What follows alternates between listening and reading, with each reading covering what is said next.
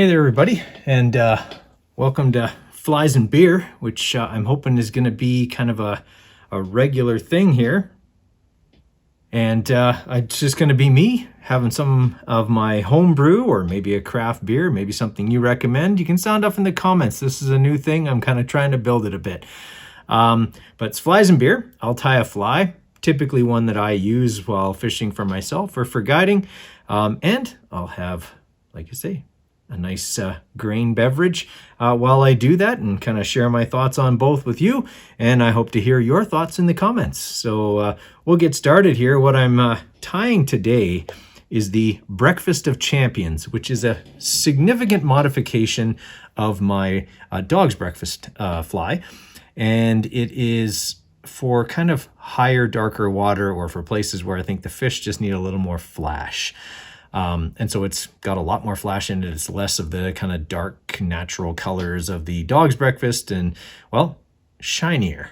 So like a championship ring or something. Breakfast of Champions. That's the name I came up with. It good or bad, dad joke or not, that's what it is.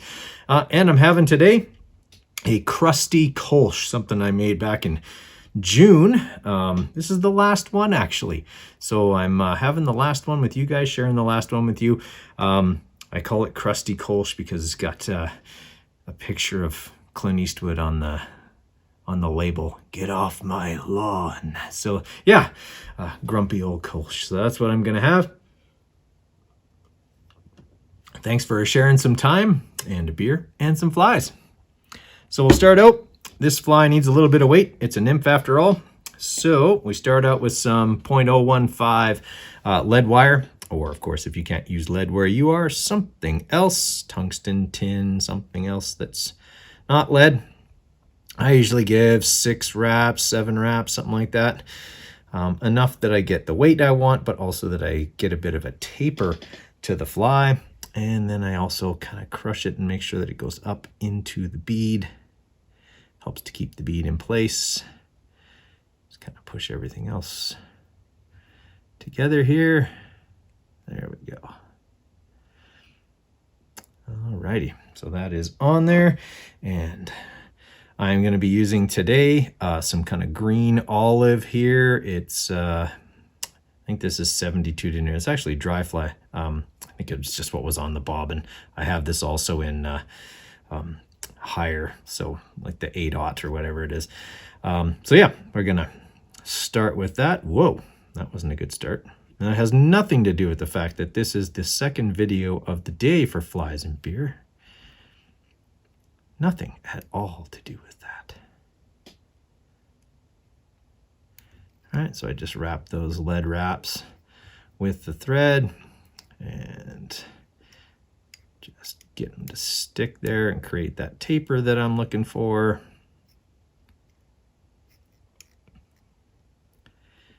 Because obviously shape is pretty important. But I'll have some other things that'll help me with the taper here as well. So I'm just going to work my way back. And usually when I get to here, I change the angle of the hook and the vise, and hopefully the vise doesn't spit it out like it did on one of the other videos I did today.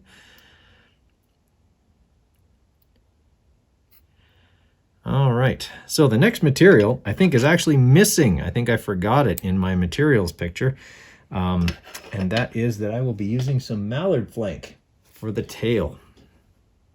The color doesn't really matter. I've got rusty, I've got white, olive, got all different colors. It's basically whatever I happen to grab. So yeah, that much. I never bother to count how many I pull off. I just do it by feeling. Okay, so I like them to be about that long when I tie them on, so I just transfer that measurement to my other hand and then use the thread torque to get it on the top. And if it looks a little too long, which it does, I just give it a bit of a pull to shorten it. There we go. And then I wrap that mallard flank. Spoiler, this is where I use one of the other materials to help me get the taper I'm looking for. I actually use the mallard flank to do that by simply folding it back over a bunch of times and tying it in and kind of using that back and forth to get the taper burr a little better and to hide the jump between the regular part of the hook and the lead wraps. So I think that'll do. I'll cut that bit off. Trying to keep my fingers out of the camera. All right, now I want the color of this thread to be the underbody. So now I have to wrap quite a bit here in order to cover up all that white mallard flank until I've got a nice olive green body again.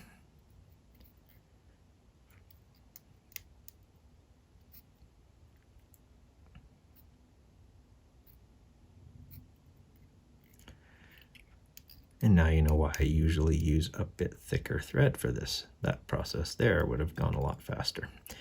Okay, now at this point I'm going to change that hook angle again to about there.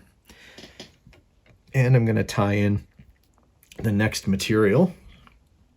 It's actually not really the next material, it's the step after this, but I tie it in now, and that is my stripped peacock quill. I do this with bleach and baking soda. Saw Tim Flagler does it, and I've learned how to do it after wasting a lot of flies, or a lot of feathers actually. You can't leave it in the bleach too long or they just get curly and brittle and then they are useless.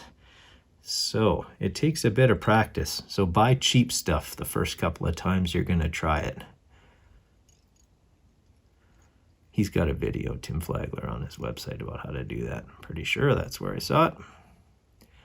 Okay, so now that is in there, and the next piece of material is mylar, and this stuff is pearl or pearlescent maybe. I don't know. It says pearl on the thing. You know, the thing that this stuff is on. Spool. That's the word I was looking for. Okay, so what I like to do is taper this a little bit. So I cut a bit of a wedge in it, like so. That helps me get it tied in and then start the wrapping process.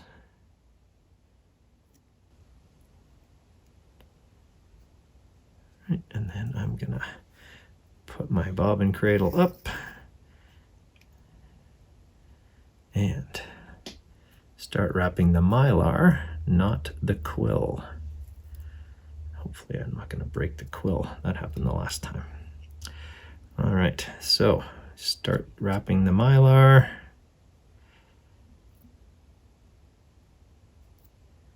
Making our way up the fly here. Okay, then take that off the bobbin cradle. Bobbin cradle's kind of a long way from my vise, so I end up always having to do that. Okay. All right, mylar's cut off, and it's cut off, but it's still on my finger. There. All right, so now I'm gonna work my thread back up to about there, and then I'm gonna put my bobbin back on there, and I'm gonna wrap my quill. Now the quill is just for ribbing. I'm not worried about like really good segmentation here. I did this with like floss, and it just was too thick, too shiny, too gaudy. I don't know, I didn't like it. It's not that the fish didn't like it, I just didn't like it.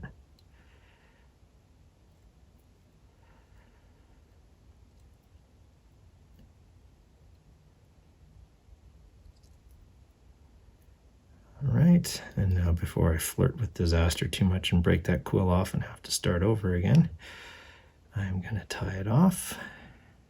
Perfect. Okay, I know I've gone way further up the fly than you have to, but that's what I've done. I will bury that under other materials here shortly, but the next thing is need to put on some UV cure over the body here. That protects the quill, because otherwise that quill lasts one encounter with the bottom or one fish and it's off. So this helps to magnify it. I really like how stuff that's got the UV cure on it looks, but this is going to magnify it. I can see I got two of them kind of close together there, but There's probably lots of ones I've fished that they're a little close together, and it probably didn't bother the fish too much.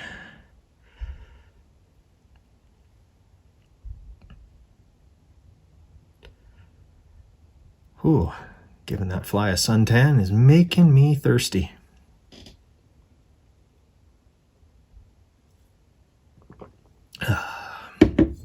Oh, that Kolsch turned out really well.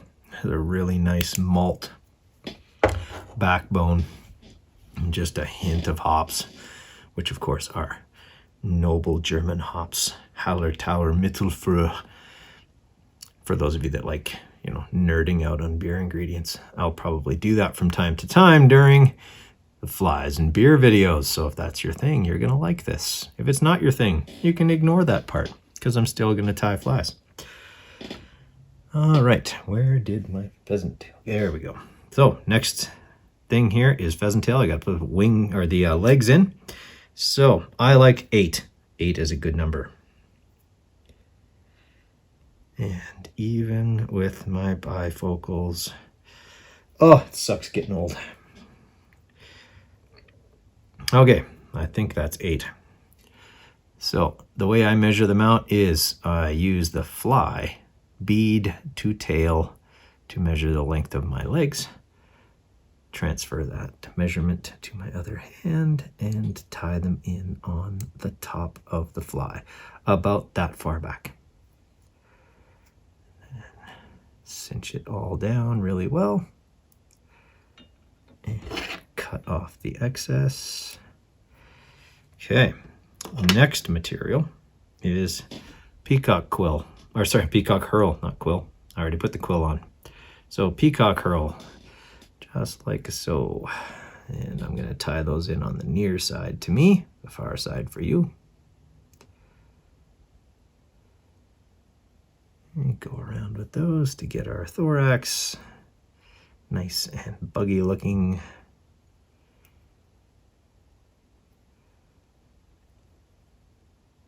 The first fly I tied, my camera ran out of memory just as I was doing this part.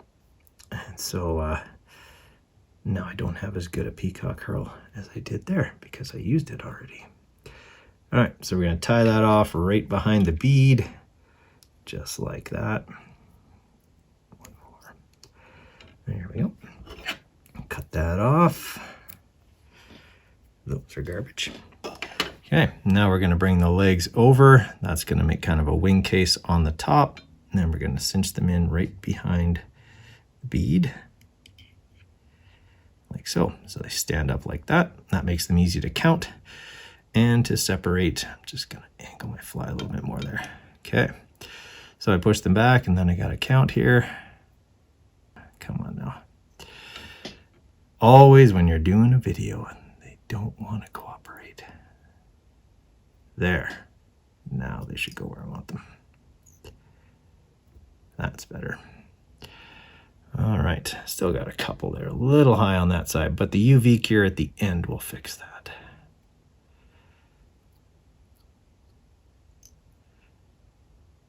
All right. Gonna get the whip finish in here. 3 turns will do. You know what? I can't whip finish yet. That one set of legs on this side just does not want to stay put.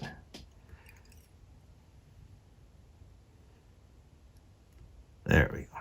That's a bit better. Now I can whip finish. They won't be in the way.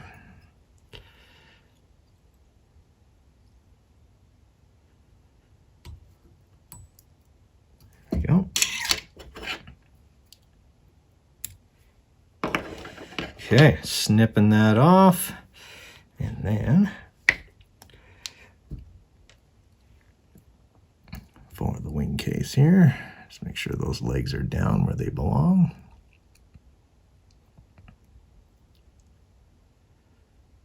Okay, so this goes from the abdomen over the thorax and even onto the bead, and then gets a shot like so.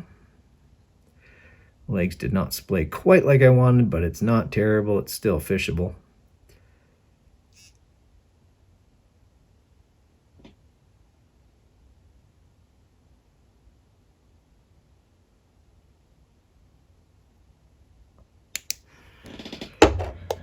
Okay.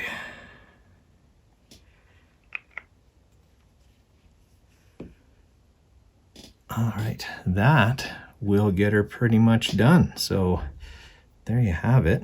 You can see the legs are not splayed very well on this side, but in the water they'll come apart. They are splayed pretty well on that side. So you can see there the segmentation in the abdomen. That's what it looks like from underneath. Actually, the legs are splayed all right on this one. Just from that angle, I couldn't see them very well, but I'll keep picking at them. So there you have it. That is the Breakfast of Champions. If you enjoyed the video, leave a like, subscribe. I'm going to try and do as many as I can here through the winter, but flies and beer.